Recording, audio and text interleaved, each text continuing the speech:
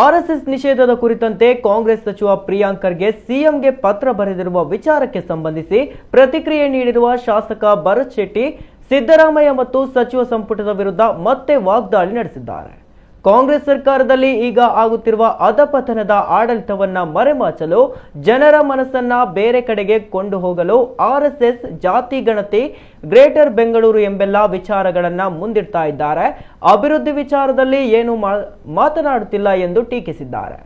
RSS ban ಮಾಡಲು ಪ್ರಿಯಾಂಕ್ ಬಿಡಿ, ಕಾಂಗ್ರೆಸ್ಸಿಗರ ಗುರು ರಾಹುಲ್ ಗಾಂಧಿಗೆ ಆಗಿಲ್ಲ, ಅವರ ಅಜ್ಜಿಗೂ ಆಗಿಲ್ಲ, ರಾಹುಲ್ ಗಾಂಧಿ ಮುತ್ತಜ್ಜನಿಗೂ ಆಗಿಲ್ಲ.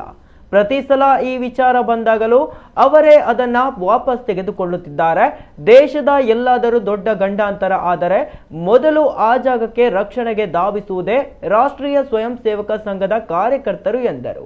ಅವರಿಗೆ ದೇಶ ಮೊದಲು, ದೇಶಭಕ್ತರ ಸಂಘಟನೆ ಆರ್ಎಸ್ಎಸ್. ಈ ದೇಶಭಕ್ತರ ಸಂಘಟನೆ ಮೇಲೆ ಪ್ರಿಯಾಂಕ್ ಮತ್ತು ಕಾಂಗ್ರೆಸ್ಸಿನ ನಾಯಕರಿಗೆ ಕಣ್ಣಿದೆ. ಆದರೆ ಇದನ್ನು ಮಟ್ಟ ಹಾಕಿಸಿ ಅವರಿಗೆ ಜಿಹಾದಿ ಶಕ್ತಿಗಳು ಇಲ್ಲಿರಬೇಕೆಂಬ ಆಸೆ ಇದ್ದಂತೆ ಇದೆ ಎಂದರು. ಹಿಂದೂಗಳ ವಿಚಾರ ಬಂದಾಗ ಕಾಂಗ್ರೆಸ್ಸಿಗರು ನಾಲಗೆ ಹರಿಯಬಿಡುತ್ತಾರೆ. ಮೈಸೂರಿನಲ್ಲಿ ಇತ್ತೀಚೆಗೆ ಆದ ಬಾಲಕಿ ಅತ್ಯಾಚಾರ ಬಗ್ಗೆ ಮಾತನಾಡಿಲ್ಲ. ಬಾಲಕಿ ಮನೆಯವರಿಗೆ ಪ್ರಿಯಾಂಕ್ ಖರ್ಗೆ ಏನು ಪರಿಹಾರ ನೀಡಿಲ್ಲ. ಸರ್ಕಾರ ಕೂಡ ಬಾಯಿ ಮುಚ್ಚಿ ಕೂತಿದೆ.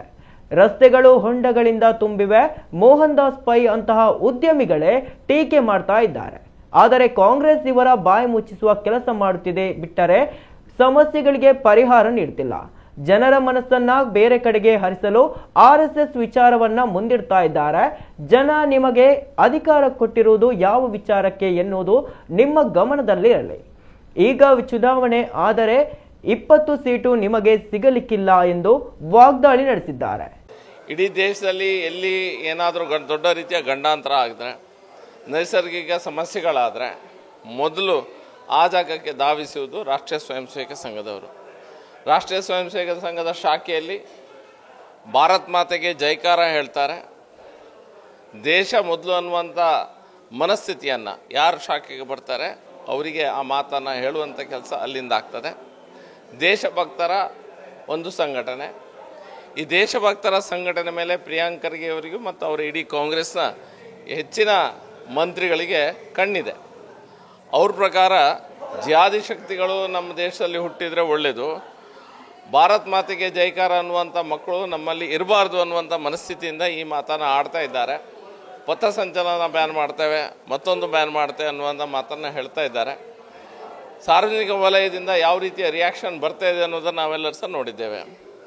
ಸಾರ್ವಜನಿಕ ಜಾಗದಲ್ಲಿ ಯಾರೋ ಒಂದು ಕಡೆ ನಮಾಜ್ ಮಾಡ್ತಾ ಇದ್ದಾರೆ, ಸಾರ್ವಜನಿಕ ಜಾಗದಲ್ಲಿ ಬೇರೆ ರೀತಿಯ ಯಾವುದೇ ಪರ್ಮಿಷನ್ನ ತೆಗೆದುಕೊಳ್ಳದೆ ಈ ರೀತಿಯ ಕೆಲಸಗಳನ್ನು ಮಾಡ್ತಾ ಇರ್ತಾರೆ. ಅದಕ್ಕೆ ಇವರು ತುಟಿಪಿಟಕ್ಕೆ ಅನ್ನೋದಿಲ್ಲ, ಯಾಕಂದರೆ ಅದು ಅವರ ವೋಟ್ ಬ್ಯಾಂಕ್ ಪೊಲಿಟಿಕ್ಸ್. ಇದನ್ನು ಎಲ್ಲೋ ಒಂದು ಕಡೆ ಇವರು ಹಿಂದೂಗಳಿಗೆ ಸಾಫ್ಟ್ ಟಾರ್ಗೆಟ್ ಆಗಿದ ಕಾರಣಕ್ಕಾಗಿ ಈ ರೀತಿ ನಾಲಿಗೆಯನ್ನು ಹರಿದು ಬಿಡುವಂಥ ಅಭ್ಯಾಸವನ್ನು ಈ ವ್ಯಕ್ತಿ ಮಾಡಿಕೊಂಡಿದ್ದಾರೆ. ಮೈಸೂರಿನಲ್ಲಿ ಮೊನ್ನೆ ಒಂದು ಸಣ್ಣ ಬಾಲಕಿಯ ಕೊಲೆ ಮತ್ತು ರೇಪ್ ಆಗ್ತದೆ, ಅತ್ಯಾಚಾರ ಮತ್ತು ಕೊಲೆ ಮಾಡ್ತಾರೆ. ಇವರೇ ಪ್ರಿಯಾಂಕ್ ಖರ್ಗೆ ಅವರ ಜಿಲ್ಲೆಯ ಆ ಬಾಲಕಿ.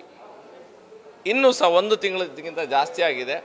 ಆ ಬಾಲಕಿಯ ಮನೆಯವರಿಗೆ ಯಾವುದೇ ಪರಿಹಾರ ಕೊಡಿಸುವಲ್ಲಿ ಈ ವ್ಯಕ್ತಿ ವಿಫಲರಾಗಿದ್ದಾರೆ. ಸರ್ಕಾರ ಬಾಯಿ ಮುಚ್ಚಿ ಕೂತ್ಕೊಂಡಿದೆ. ಕೇಳಿದರೆ ಅವನನ್ನು ಅರೆಸ್ಟ್ ಮಾಡಿದ್ದೇವೆ ಅಂತ ಹೇಳ್ತಾರೆ. ಮತ್ತೊಂದು ಕಡೆ ಇಡೀ ಬೆಂಗಳೂರಿನಲ್ಲಿ ರಸ್ತೆಗಳು ಹೊಂಡದಿಂದ ತುಂಬಿ ಹೋಗಿದೆ. ಕಿರಣ್ ಮಜುಮ್ದಾರ್ ಅಂತ ದೊಡ್ಡ ದೊಡ್ಡ ವ್ಯಕ್ತಿಗಳು, ಮೋಹನ್ ದಾಸ್ ಪೈ ಅಂತವರು ಸಹ ಎಲ್ಲರೂ ಸಹ ಟ್ವೀಟ್ ಮಾಡ್ತಾ ಇದ್ದಾರೆ. ಎಲ್ಲರೂ ಸಹ ತಮ್ಮ ತಮ್ಮ ಸೋಷಿಯಲ್ ಮೀಡಿಯಾ ಖಾತೆಗಳಲ್ಲಿ ಹೇಳ್ತಾ ಇದ್ದಾರೆ, ಇಲ್ಲಿಂದ ಕಂಪನಿಗಳೆಲ್ಲ ಹೊರಗೆ ಹೋಗುವಂಥ ಸಮಯ ಬಂದಿದೆ ಅನ್ನುವಂಥ ಮಾತಾಡ್ತಾ ಇದ್ದಾರೆ. ಅವರ ಬಾಯಿ ಮುಚ್ಚಿಸುವಂಥ ಪ್ರಯತ್ನವನ್ನು ಕಾಂಗ್ರೆಸ್ ಸರ್ಕಾರ ಮಾಡ್ತಿದೆ ವಿನಃ ಸಮಸ್ಯೆಗಳಿಗೆ ಪರಿಹಾರ ಕೊಡುವಂಥ ಯಾವುದೇ ನಿರ್ಧಾರವನ್ನು ತೆಗೆದುಕೊಳ್ಳದೆ ಖಾಲಿ ಜನರ ಮನಸ್ಸನ್ನು ಡಿಸ್ಟ್ರಾಕ್ಟ್ ಮಾಡಲಿಕ್ಕೆ ಆರ್ಎಸ್ಎಸ್ ಅನ್ನು ಬ್ಯಾನ್ ಮಾಡ್ತೇವೆ, ಮತ್ತೊಂದು ಮಾಡ್ತೇವೆ ಅನ್ನುವಂಥ ಹಗಲುಗನಸು ಕಾಯುವಂಥ ಕೆಲಸವನ್ನು ಕಾಣುವಂಥ ಕೆಲಸವನ್ನು ಈ ವ್ಯಕ್ತಿ ಪ್ರಿಯಾಂಕ್ ಖರ್ಗೆ ಇರ್ಬೋದು ಮತ್ತು ಇಡೀ ಸಿದ್ದರಾಮಯ್ಯ ಮತ್ತು ಅವರ ತಂಡದವರು ಮಾಡ್ತಾ ಇದ್ದಾರೆ.